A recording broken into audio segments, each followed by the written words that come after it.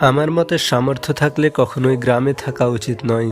গ্রামে 100 বিঘা জমির মালিক হওয়ার চাইতে শহরে এক টুকরো জমিতে ছোট্ট একটা বাসায় থাকা অনেক ভালো, অনেক আরামদায়ক, অনেক সম্মানের। গ্রামে স্থায়ীভাবে বসবাস করাটাকে কোন সূচকে ধরা যায় আসলে?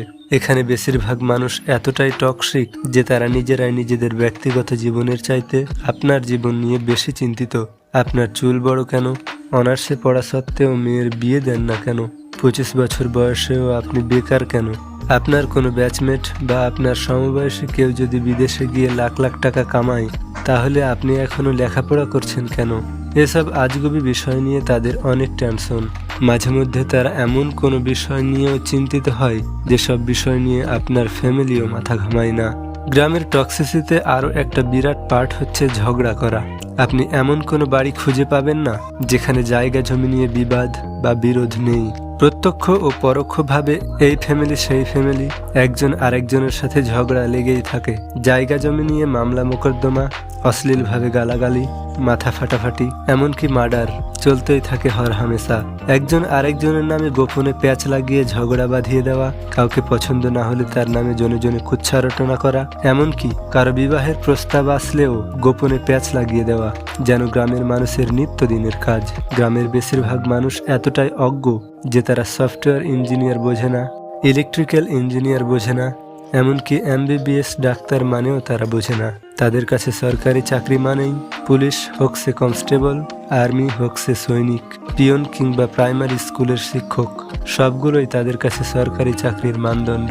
একজন নার্সকে তারা যেমন ভাবে ডাক্তার ভাবে, তেমন ভাবে একজন সরকারি মেডিকেল MBBS বা অন্যান্য ডাক্তারি ডিগ্রিধারীদেরকেও একই রকম মনে করে। তাদের কাছে আপনি সরকারের কততম গ্রেডের চাকরি করেন তার চাইতে বেশি ইম্পর্টেন্ট আপনি প্রাইভেট জব করেন নাকি গভর্নমেন্ট। আপনি প্রাইমারি স্কুলের পিয়ন হলেও হয়তোবা তারা মেয়ে বিয়ে দিতে চাইবে, কিন্তু যদি শুনে আপনি প্রাইভেট কোনো কোম্পানিতে চাকরি করেন, সে চাকরি যতই ভালো হোক না কেন তারা আমতা আমতা করবেই।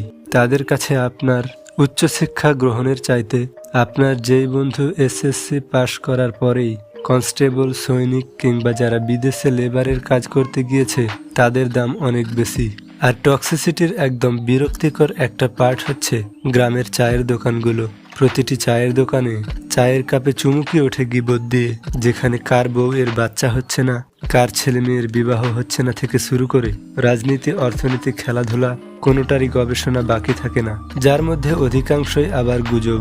এত কিছুর মাঝেও আপনারও কিছু শুভাকাঙ্ক্ষী থাকে যারা আপনাকে বুঝার চেষ্টা করে, যারা অন্যের জীবন নিয়ে এতটা আগ্রহী বা উৎসাহী নয়। তারা মানে যে উচ্চশিক্ষা গ্রহণের চেয়ে বিদেশে চলে যাওয়া বা কাজে লেগে পড়া কখনোই বেটার অপশন নয়। যারা কিনা চায়ের কাপে মিথ্যা ও গুজবের ধোয়া ওঠায় না, তাদেরকে স্যালুট। তারা আজীবন সম্মান প্রাপ্য। কথাগুলো বলার উদ্দেশ্য তিক্ততা কিংবা কাউকে কষ্ট দেওয়া নয়। ভার্সিটি পড়ুয়া কিংবা আমার বয়সী অনেকেই হয়তোবা কথাগুলো রিলেট করতে বা বুঝতে পারবেন, কারণ ঈদের ছুটিটা সবার জন্য সুখকর নয়।